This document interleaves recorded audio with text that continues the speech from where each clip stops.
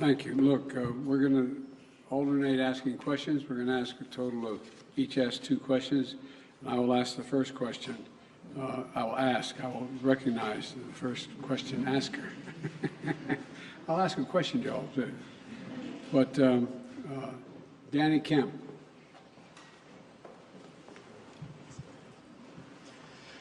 Thank you, Mr. President. For President Biden, Ukraine's counteroffensive has stalled in recent months. Congress is blocking aid, and Vladimir Putin appears ready to just wait things out. So what is the strategy for the US and Ukraine next year to try and turn this around? And if that fails, at what point do you say to Ukraine, as a friend, that it is perhaps time to start looking at peace talks?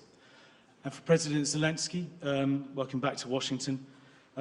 Can I ask you, did you hear what you wanted to hear from Congress and from President Biden? Or are you indeed more worried than when you got here? Thank you very much.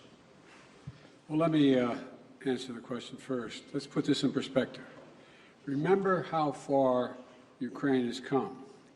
Russia has failed thus far in trying to erase Ukraine from the map and subsume it into Russia.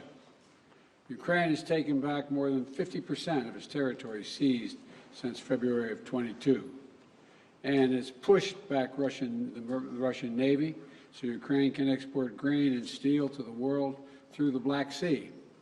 And thanks to the incredible courage of the Ukrainian people and the bipartisan support from our Congress, but it's not just American support. There are more than 50 countries helping Ukraine with military, economic, and humanitarian assistance. 50. The burden sharing, the U.S. has put up $75 billion, and our allies and partners have put up $100 billion. And more than 90% of our security assistance to Ukraine is being spent in the United States to provide weapons for Ukraine and replenish our stockpiles and build our industrial base.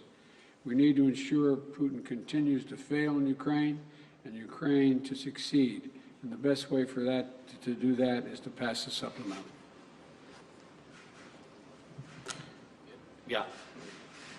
Can I answer in Ukrainian, please?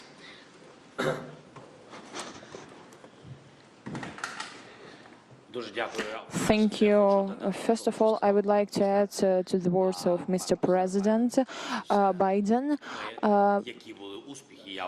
about successes. I think that these were not easy successes. Nonetheless, they were quite serious. They were serious steps forward. Indeed, we gained victory on the sea. We destroyed ships of the Russian Federation. We threw the remnants of their fleet to Russian territorial waters. Yeah, they have something in the Black Sea, in the vicinity of our temporarily occupied Crimea, but we are going to proceed this activity. Our guys destroyed 20,000 of Wagner mercenaries. These are serious terrorists who were massing everywhere on African continent, in Syria, in Ukraine. There were a lot of mass, and nucleus of this terroristic organization is not existing anymore. Yes, we had a lot of problems, but nonetheless we were able to do this. Moreover, Russia were not able to seize any part of our territory, any village, any town. I'm not talking about large cities, and we are going to proceed with this. It is good without saying that we have objective, we have clear plan, but if you allow me, I am not able to tell you in public on the details of 2024 operations. If I heard what I want, I've heard a lot. Surely I told what I wanted to. I feel and experience the support from President Biden administration, from senators, and we've been talking with the speaker.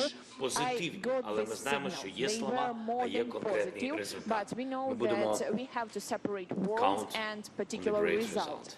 Therefore, we will count on particular result. Thank you.